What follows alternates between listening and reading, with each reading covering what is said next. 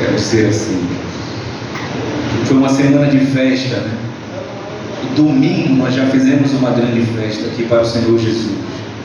Você não esteve aqui domingo na Santa Ceia, você perdeu algo muito precioso da parte de Deus. Essa semana eu fiz 26 anos. Completei meus 26. Mais um ano de vida, queridos. Graças a Deus. Cabelos brancos, eu tento esconder eles, mas eles não escondem, né? Eles derrubam a gente. Então foi uma semana de muita alegria. Na quinta-feira eu quero agradecer a Célula Pérola. Só da Célula Pérola está aí para nós. O pessoal o Fábio está aí atrás, né? O pessoal da Célula Pérola, que graças a Deus fizeram uma surpresa tão bonita. Deram 27 pessoas na célula. E não foi por minha causa não, queridos. A célula tem sido bênção mesmo, graças a Deus. E na sexta-feira nós tivemos o último culto da missão com homens, que foi uma festa para o Senhor Jesus aqui. Infelizmente, muitos dos irmãos não puderam vir na sexta, mas foi um culto tão cheio da presença de Deus, queridos, que eu estou até agora sobre o impacto daquilo que nós recebemos na sexta. Vou falar, sexta-feira o pastor Marcelo Campeiro esteve ministrando a palavra de Deus aqui, e o pastor Marcelo trouxe o seu livro para trazer, para disponibilizar para os irmãos, e alguns irmãos já adquiriram esse livro na própria sexta-feira, mas o pastor Marcelo deixou alguns exemplares, aí está ali com a Kátia. Se algum irmão quiser comprar um exemplar do livro do pastor Marcelo, custa R$30, que você pode ir lá com a Kátia. Se não trouxe hoje, a gente pode ver durante a semana para efetuar o pagamento. Se não está com dinheiro, está com Pix, a Kátia já arruma um Pix lá dela mesmo, e você pode passar. É um livro muito interessante, eu aconselho muito aos pais. É um livro que fala do tratamento do jovem na igreja sobre muitos aspectos. Você que tem filhos, que tem netos, adolescentes, que está com dificuldade da criação dele dentro da igreja, esse livro é precioso demais. Mas se você não tem filho e quiser comprar também, bênção de Deus para a sua vida, está lá com a Kátia. Se quiser comprar, é só falar com a Kátia lá. Amém, queridos? Amém? Vamos lá. Obrigado, irmão. Abra suas Bíblias no livro do Levítico, no capítulo 6, a partir do versículo 8. Livro de Levítico, capítulo 6, a partir do versículo 8.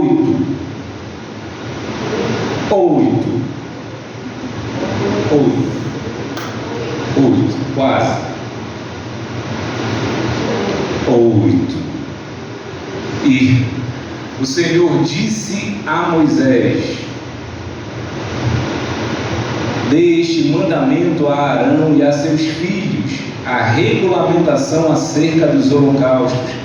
Ele terá que ficar queimado até amanhã sobre as brasas do altar, onde o fogo terá que ser mantido aceso.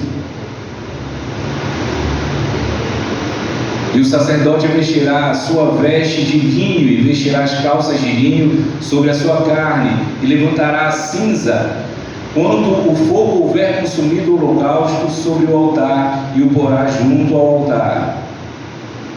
Depois despirá as suas vestes e vestirá outras vestes, e levará a cinza fora do arraial para um lugar limpo.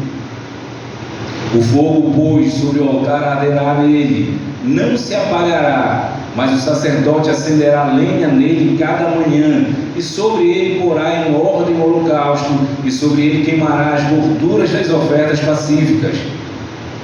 O fogo arderá continuamente sobre o altar, não se apagará. Você pode repetir comigo isso? O fogo continuamente sobre o altar, e não se apagará. Amém? Amém? Nós temos falado muito sobre avivamento. Tive a oportunidade de ministrar algumas quartas-feiras sobre o que o pastor falou sobre o livro Uma Vida com Propósito. Nós falamos muito sobre avivamento sobre as nossas vidas. E nós temos vivido dias como esse. Isso é para a glória do nome do Senhor Jesus. Uma certa quarta-feira eu comentei aqui que eu gostaria de cultos tão avivados, mas tão avivados a ponto de que as pessoas viessem nos visitar e nunca mais conseguissem deixar de vir na nossa congregação. Que elas fossem tão impactadas pelo Espírito Santo nesse lugar, que nunca mais elas quisessem ir para outro lugar a não ser esse lugar aqui. E nós temos vivido isso aos poucos. Então, algumas pessoas que nos visitam nas células têm vindo para a congregação e não estão conseguindo mais sair desse lugar, porque nós temos vivido dias de avivamento, cultos cheios da presença de Deus, cultos em que pessoas estão sendo tocadas, restauradas, curadas, e tudo isso é para a glorificação do nome do Senhor sobre as nossas vidas. Avivamento ele não vem de graça, avivamento se busca, avivamento se deseja. Eu sempre digo que a gente não pode fazer nada para ter o avivamento. O avivamento é algo da graça de Deus, que é disponibilizado a alguns, sobre alguns períodos, mas a gente mesmo não tem muito o que fazer, a não ser desejar por esse avivamento, a não ser querer esse avivamento sobre as nossas vidas. Você pode ter certeza de uma coisa: quando você desejar o avivamento de todas as formas, o Senhor virá com o seu avivamento sobre a tua vida, sobre a tua casa, sobre a tua célula, sobre a nossa congregação. Entenda uma coisa em nome de Jesus: o avivamento ele pode ser até no coletivo, mas ele vai começar na individualidade. O avivamento, o fogo do Senhor pode até tomar conta de toda a igreja, mas ele vai começar na individualidade, sobre cada um de nós individualmente. Você pode, aqueles que fazem churrasco, aqueles que têm talento lá em fazer fogo, sabem muito bem. Quando a gente olha aquele fogo bonito de longe, parece que ele é uma coisa só, mas se aproximando bem, a gente vai ver que cada pedrinha de carvão lá tem a sua chama própria. Então é na individualidade que se traz a coletividade do avivamento.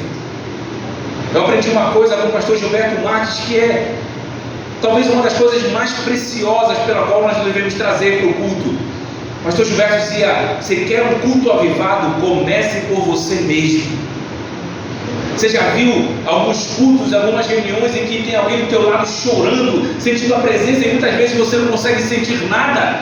É porque a coletividade não influencia esse irmão. É porque muitas vezes ele já está tão tomado pelo poder e pela graça de Deus que ele se incendeia e não precisa do fogo coletivo para isso.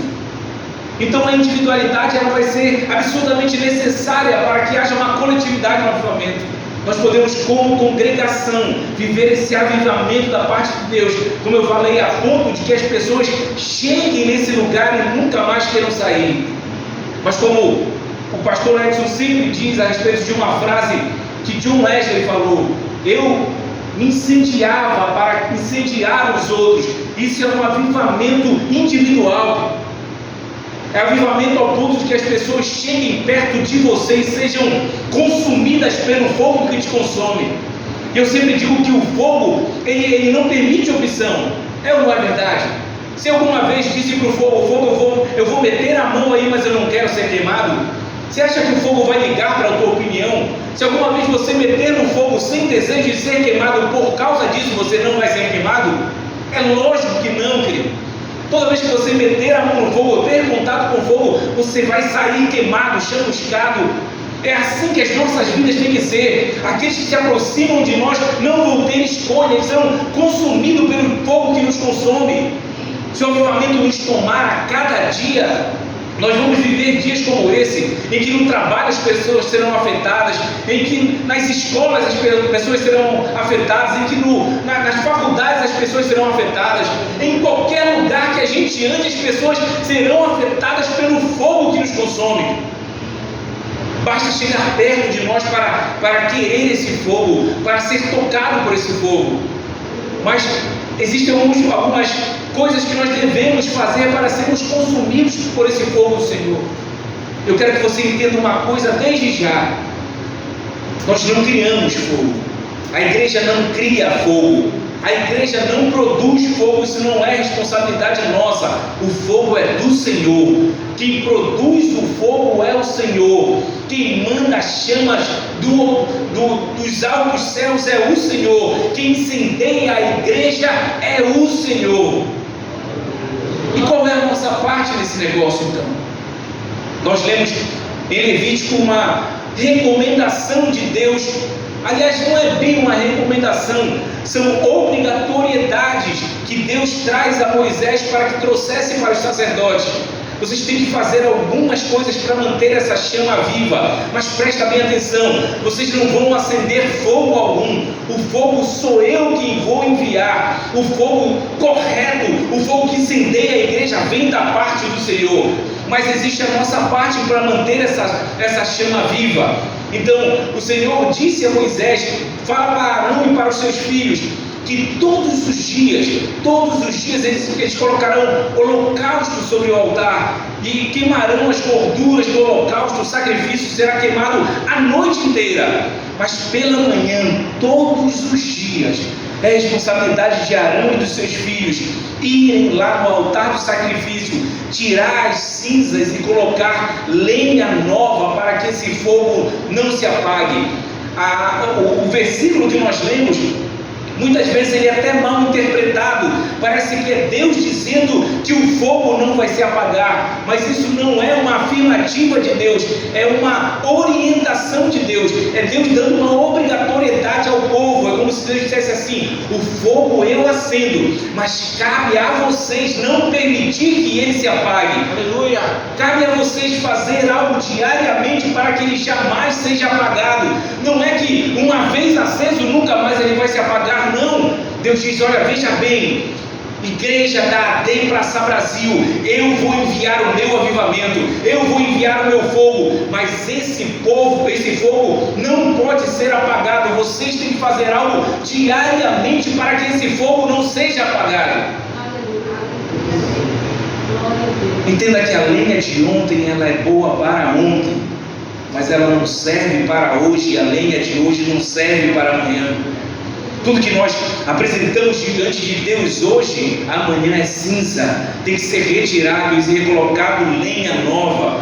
A nossa parte na questão do avivamento, a nossa parte dentro do fogo do Senhor é alimentar esse fogo com a lenha do Espírito Santo, com orações, com leitura diária da palavra. Eu não posso simplesmente abrir a Bíblia uma vez por semana aqui na escola bíblica dominical. Eu não posso orar só em meio às aflições, eu não posso orar só em meio aos problemas.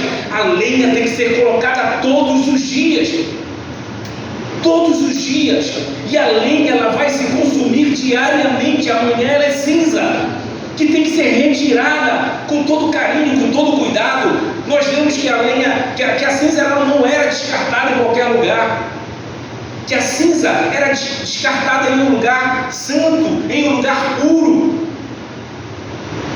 A lenha de ontem, que é cinza hoje, ela é preciosa para as nossas experiências, ela é preciosa para glorificarmos o nome do Senhor, mas tudo que fizemos ontem, ficou no ontem.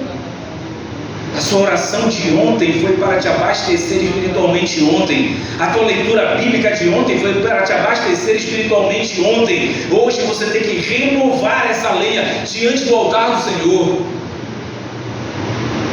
Eu adoro esse silêncio, de verdade, de todo o meu coração, porque eu entendo que Deus está falando com você, porque eu entendo que tem pessoas aqui que começaram a entender por que muitas vezes eu estou avivado, estou cheio da presença de Deus e semana que vem eu já não consigo sentir a mesma presença.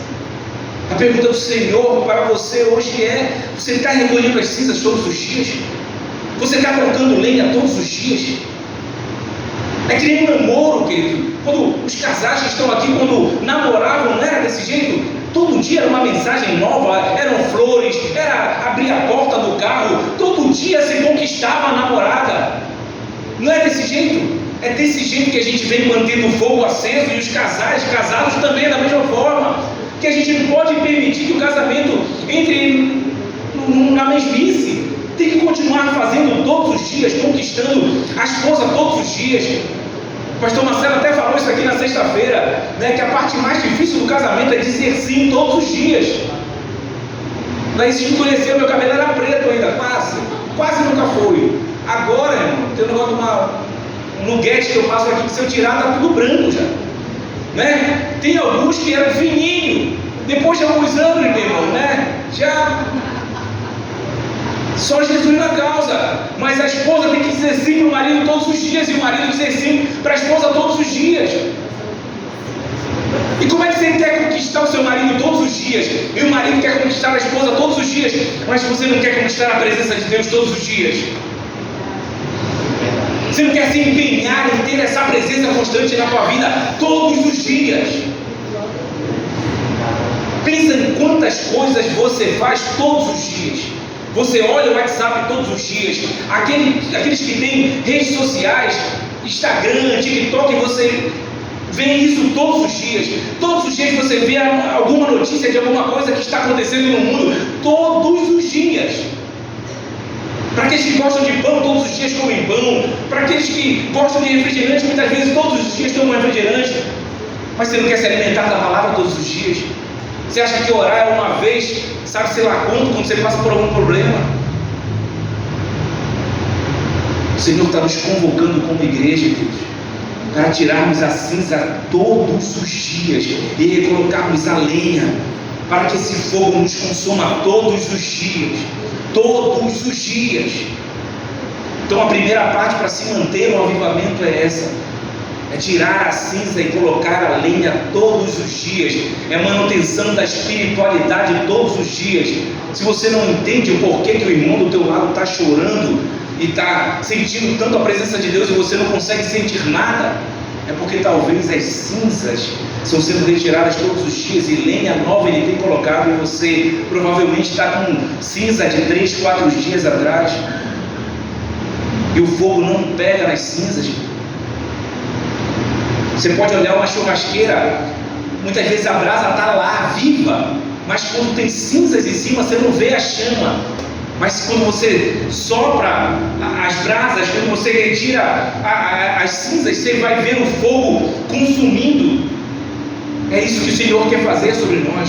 Existe um fogo que o Senhor acendeu, que ainda está aí em algum lugar. Aleluia! Que ainda está aí em algum lugar. Que ainda está aí em algum lugar. Talvez você pense, há anos atrás eu ia, eu fazia, eu acontecia, eu evangelizava, e agora parece que o Senhor não fala mais comigo. É Ele que não fala com você, ou é você que não tem falado com Ele? É Ele que não tem te respondido mais, ou é você que não tem perguntado mais? É Ele que deixou de olhar para você, ou é você que não tem se dedicado a olhar para Ele? Quando eu digo olhar para Ele, é olhar para esta palavra, porque é através dessa palavra que Ele se manifesta, que Ele se revela. Tira a cinza, põe a lenha. O Senhor quer nos reavivar. O Senhor quer nos incendiar. O Senhor não quer que qualquer coisa seja qualquer coisa, mas o Senhor quer que qualquer reunião nossa seja tão cheia do Espírito, em que coisas aconteçam para a glória do nome dEle. Nós vamos viver tempos aqui para a glória do nome do Senhor Jesus, em que todos os dias alguém vai aceitar Jesus nesse lugar. Aleluia! Nós vamos viver tempos em que as nossas células serão multiplicadas muito mais do que um dia foram. Nós vamos viver tempos em que as pessoas, que o fogo arderá no coração de todos, a ponto de que todos vão querer ser líderes, todos vão querer ser anfitriões, todos vão querer cooperar de alguma forma. É isso que o avivamento gera, querido. Não é barulho, não é rodopio, porque muitas vezes nós somos assembleianos. Às vezes a gente tem que lembrar isso para alguns, né? Nós somos assembleianos. Amém? Nós somos da Assembleia de Deus, querido. Você esqueceu? Quero te dar essa notícia. Nós somos da Assembleia de Deus, querido. Esse AD que nós falamos é a Assembleia de Deus, se você não sabia. Nós nascemos no fogo, nós prosseguimos no fogo. A Assembleia de Deus é uma igreja do fogo, reconhecida, nascida e criada dentro do fogo. O fogo continua lá, irmão. Ele não foi embora, ele não apagou. O fogo continua o mesmo. Glória a Deus, mas o avivamento, muitas vezes nós achamos que é apenas para falar em línguas, rodopiarmos e fazermos sei lá o que, dar cambalhota pela igreja. O avivamento é para que nós sejamos incendiados a ponto de que as pessoas queiram aquilo que nós temos. O avivamento é para que outros venham receber aquilo que nós estamos recebendo. Você lembra daquelas locomotivas velhas que chamavam de Maria Fumaça? Você lembra? Os que não lembram, pesquise no Google. Maria Fumaça. Aqueles trens antigos que faziam barulho e saía fumaça. Você já viu algum filme? O maquinista, o camarada que trabalhava com aquilo, colocava muita lenha e a lenha gerava vapor.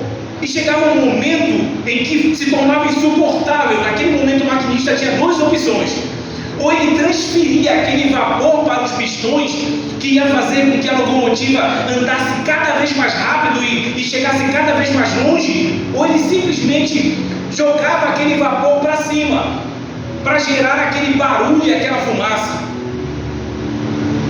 que era só barulho e fumaça.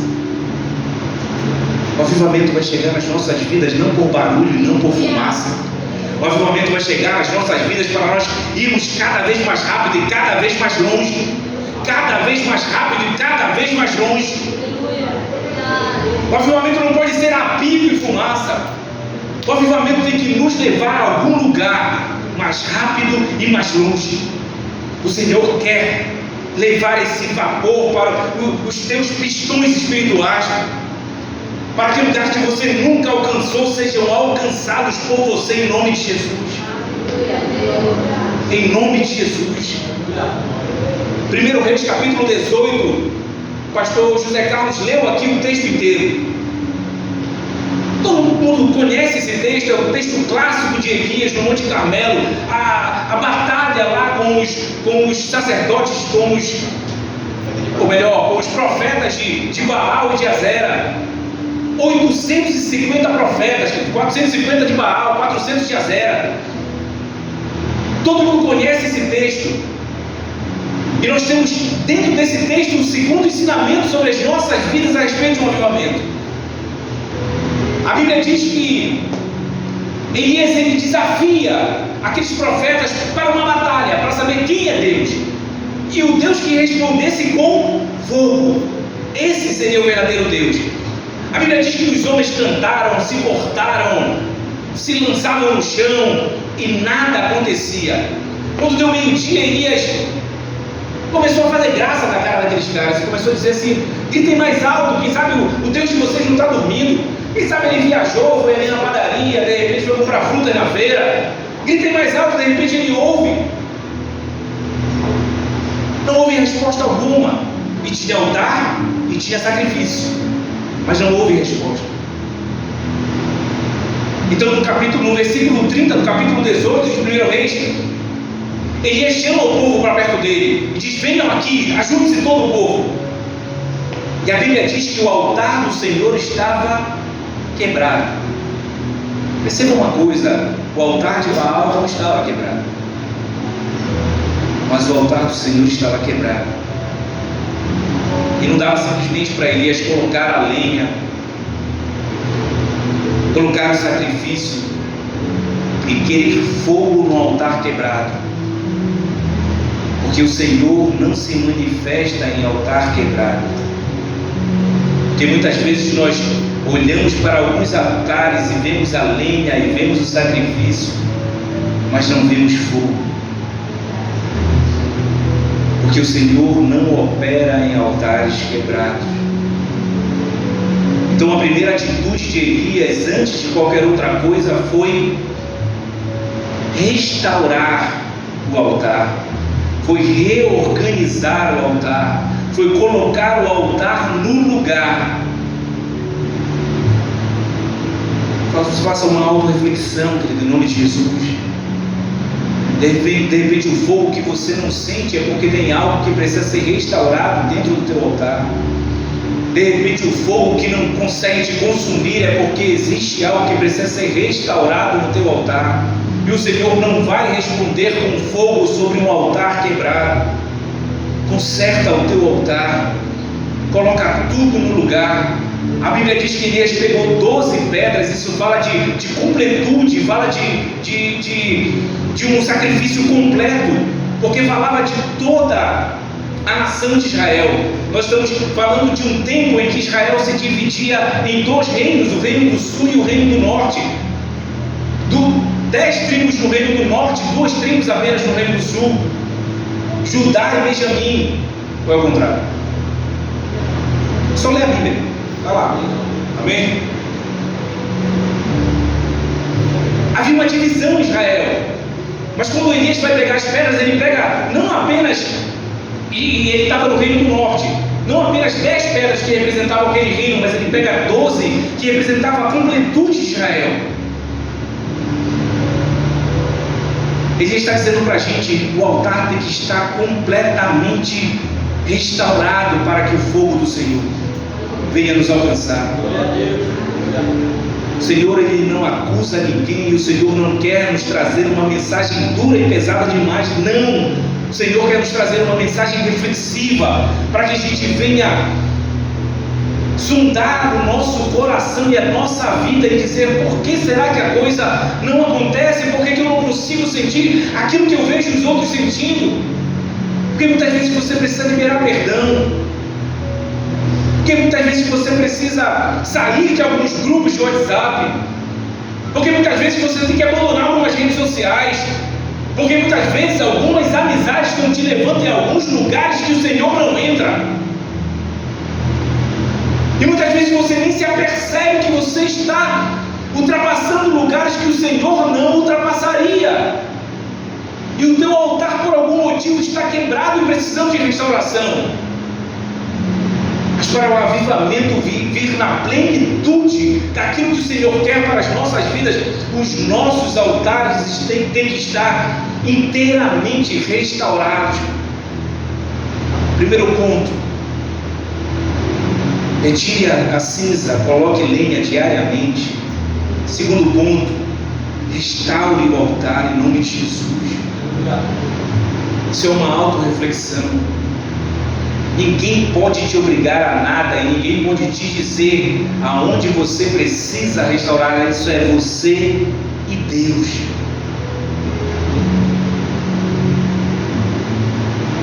Depois de Elias restaurar o altar, consertar o altar, a Bíblia diz que Elias faz uma valeta ao redor do altar, e ele pede para que se peguem 4 cântaros cheios de água e derrame os cântaros naquela valeta. E ele pede para que seja feito isso 3 vezes. Então, por 3 vezes derramaram 4 cântaros de água sobre aquela vala. Alguns dizem que cabia 30 litros de água em cada cântaro daquele. Não sei de onde tiraram isso, mas alguém disse. 30 litros em cada cântaro. 4 cântaros, 120 litros. Vezes 3 vezes, que foi feito 360 litros de água. Para a gente tudo bem, não é? Nós temos água abundante. Alguns passam 1 hora no banheiro, tomando banho, cantando. Alguns cantam um medley de 15 minutos tomando banho. Alguns pregam uma pregação inteira de 1 hora tomando banho. Para a gente não faz tanta diferença. Mas eu não sei se você lembra, um capítulo atrás, o próprio profeta Elias tinha chego na frente do rei Acabe e havia dito que não choveria em Israel a não ser segundo a sua palavra.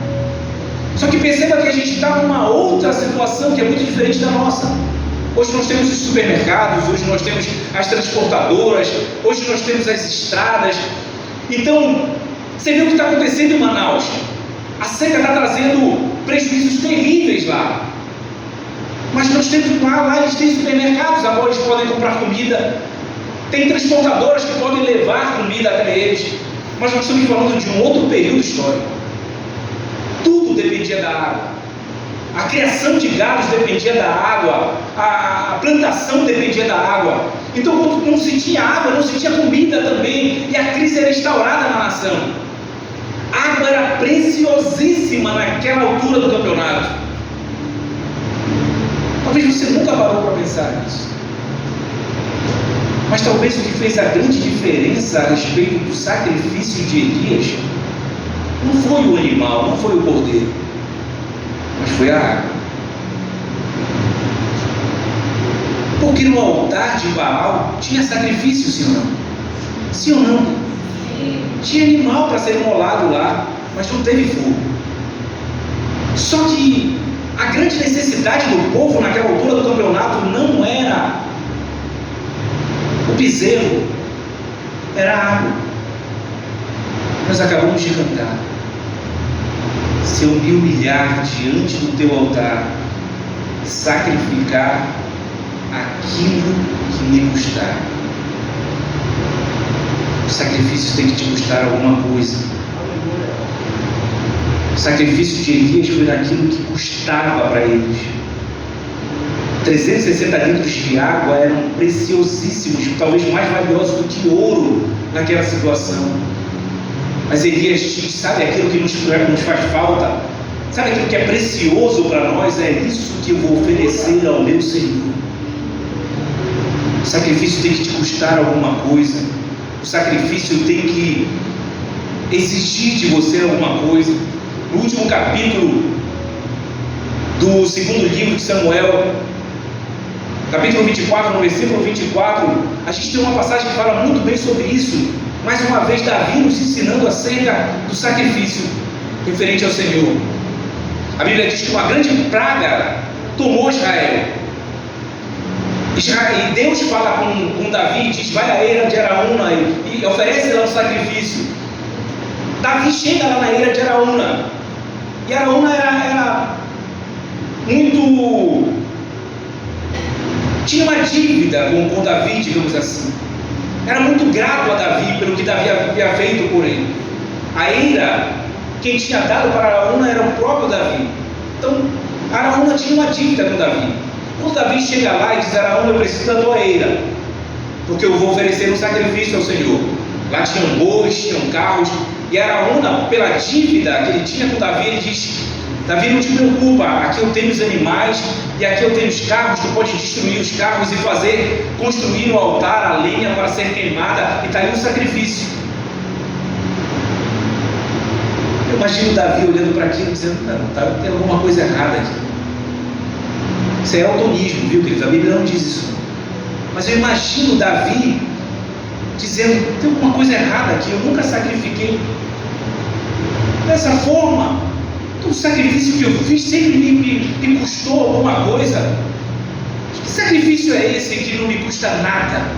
Que sacrifício é esse que está vindo tudo de mão beijada? Davi disse: não, Araúna, está tudo errado. Eu vou te comprar a eira, eu vou te pagar pelos bois, pelos carros, por tudo. Porque eu não ofereceria ao Senhor sacrifício que não me custasse nada. O que a tua fé tem te custado? O que servir a Deus tem te custado? O que obedecer ao Senhor tem te custado? Aleluia. Será que você tem feito aquilo que o Senhor quer apenas no tempo que te sobra? Será que o teu esforço tem sido apenas sobre o tempo que te sobra? O que você tem sacrificado verdadeiramente ao Senhor? O que você tem colocado diante dele e tem dito: Senhor, esse aqui é o meu sacrifício para ti? Você acha que vir na igreja simplesmente ao domingo você está sacrificando ao Senhor? Você acha verdadeiramente que estar aqui domingo após domingo é o melhor sacrifício que você pode fazer a esse Deus Todo-Poderoso que te deu tudo o que você tem? Eu não ofereceria ao Senhor sacrifício que não me custasse nada. Qual é a tua água? O que mais te custa? O que o Senhor tem requerido de você nessa noite? O Senhor tem olhado para a sua igreja hoje e tem dito: eu quero incendiar a Praça Brasil, mas o que você tem para me oferecer nessa noite? O que te custa?